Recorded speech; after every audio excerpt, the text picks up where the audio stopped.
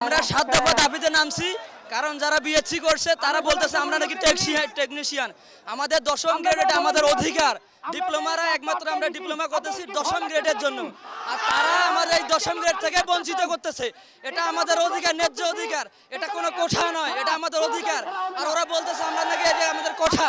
তাই আমরা চাচ্ছি এই আমাদের 10ম গ্রেড আমাদের ন্যায্য অধিকার, আমরা দায়ী নই। তার জন্য আমরা রাজপথ দখল করছি।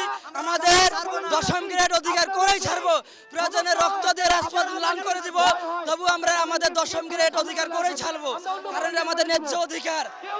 10ম গ্রেড আমাদের আগে থেকে আমাদের আসে গেছে, এখন ওরা 9ম গ্রেড সাইডে 10ম গ্রেডে আসতেছে।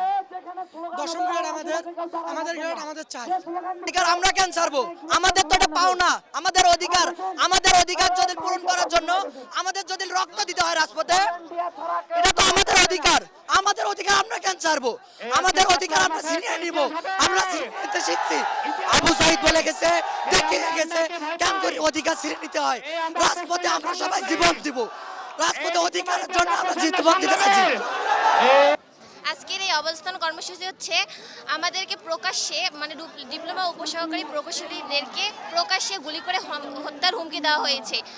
আর যে বিএসসিরা যে 3 দফা দাবি দিয়েছিল তা সম্পূর্ণ অযৌক্তিক ছিল, এবং আমরা তার বিরুদ্ধে যে মানে স্মারকলিপি দিয়েছিলাম তা এখনও কার্যকর হয়নি, এবং তা এখনও বাস্তবায়ন করা হয়নি।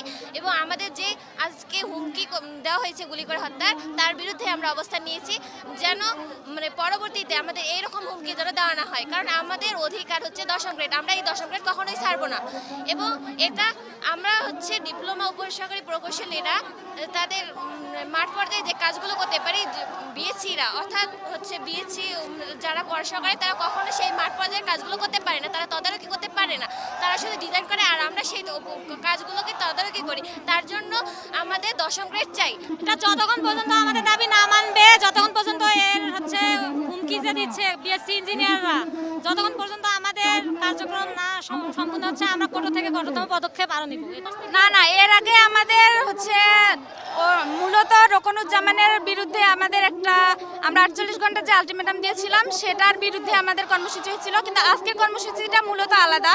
সেটা হচ্ছে আমাদের ডিপ্লোমা ইঞ্জিনিয়ারদের প্রকাশ্যে গুলি করে হত্যার হুমকি দেওয়ার বিরুদ্ধে আজকে আমাদের এই বিক্ষোভ মিছিল।